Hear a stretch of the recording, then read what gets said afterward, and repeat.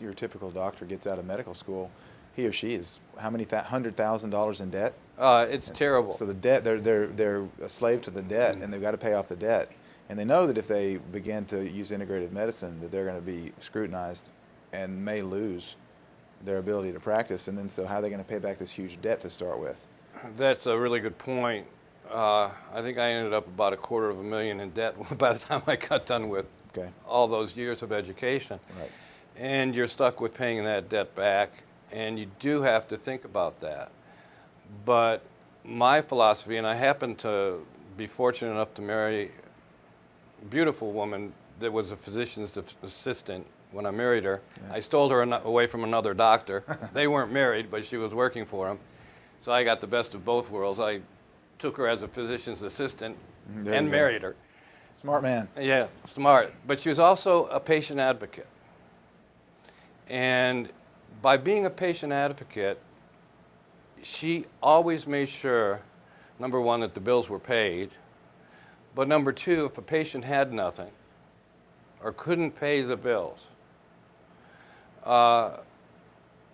you know the old adage about bringing a chicken to your doctor in the old days. Well, actually, we had farmers that didn't have a lot of money. And every morning we go out and there'd be a gallon of milk on the porch. She worked it out and somehow she made it work. But we had a very successful practice and we had a lot of wealthy people as well that could afford to pay. But you're absolutely right, that does affect medicine. That's admirable to hear, the way that you would allow patients that didn't have as much to pay off in other ways, to do kind of a barter system or whatnot. Believe it or not, there are a lot of doctors out there like that.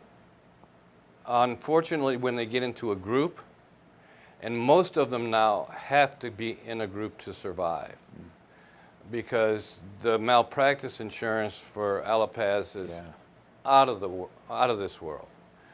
And the other bad part about that is they always settle rather than go to trial. So the doctor is always conflicted. They don't have the option to barter because they have to provide for the group. Sure. And yet, while providing for the group, they can't work outside of the group and do what they want to do good. It's a catch-22, isn't it? It's a catch-22 for them. And they're really trapped. And so, while I can say that about oncologists, because out of their own mouths, over 90% of them won't use what they prescribe, and yet they will prescribe it to others. I can't say that about family practitioners or internists or orthopedic surgeons. One of my first students was a Harvard grad director of orthopedic surgery at Frederick Memorial Hospital in Frederick, Maryland. And he was an extraordinary man. And Harvard grad, and at that time, he was in his 60s, had been the head of orthopedics there for a number of years, and had learned that he wanted to learn more. He'd learned how much he didn't know, and that's one thing we learn every day, is what we don't know. As you get older, you learn that you don't know much. Yes. Well, I'm glad you make that distinction, because I agree with you 100% about that. And a lot of times from the information that's in my book, I get accused of being anti-doctor, and anytime I get accused of being anti-doctor, I get emails that say, you know, you just hate doctors. I say, you obviously haven't read the book, because I'm not anti-doctor at all. I think most doctors are well-meaning, well-intentioned people. Just specifically in the area of cancer treatment, they've been trained a wrong protocol. And specifically in cancer, because there's other areas of medicine that we've taken leaps and bounds of progress over the last 50 years, but just not in cancer treatment. I would agree with that. And AIDS is another good example. If you look at cancer, doctors are not trained to treat cancer because you have a failure of the immune system. They're not trained in deductive reasoning. They're trained to treat the symptoms of the disease. They're trained through memorization. Right. Which gives them no other options but to treat the symptoms of the disease, because they're forced to memorize. They can't troubleshoot, can they? No, they can't. And they don't have the ability, they're not trained in deductive reasoning, which is the most important part of medicine. It really is. If you develop cancer, you know they have an impaired immune system. You have to be able to deduce why the immune system is impaired to get a real treatment. And not a cure, because cancer is not a disease. I won't say cure. Right. You can't cure something that occurs every day in your body, but you can bring it under control. And you can bring it under control for decades and live a normal life. But only if you get to the bottom of it.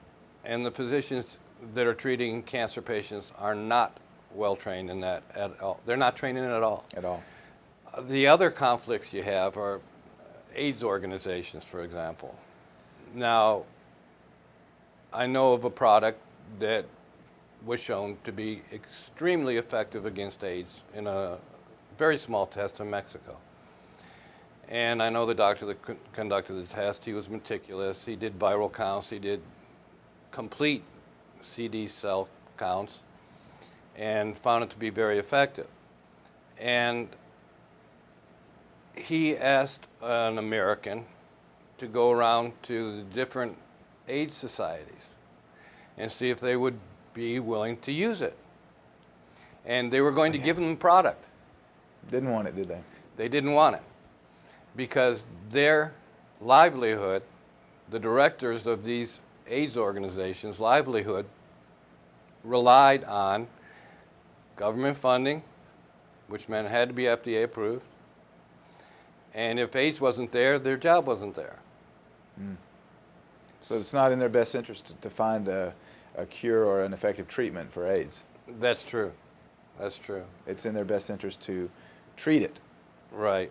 But and to have a treatment that is a perpetual treatment, kind of like residual income. Exactly. Right. You got to keep going back for the AIDS drugs every month. I think you mentioned before about the American Cancer Society. It's designed to disband if a cure for cancer is found. Right. Well, who in the American Cancer Society wants that to happen? Well, probably for sure the president, who makes $2 million a year. He does not. I'm guessing he doesn't, right?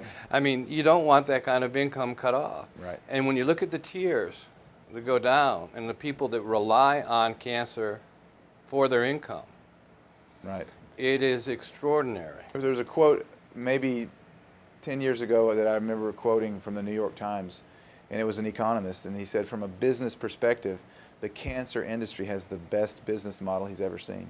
It's true. As a revenue-generating business. It's true. It's true. It's shocking. It's amazing.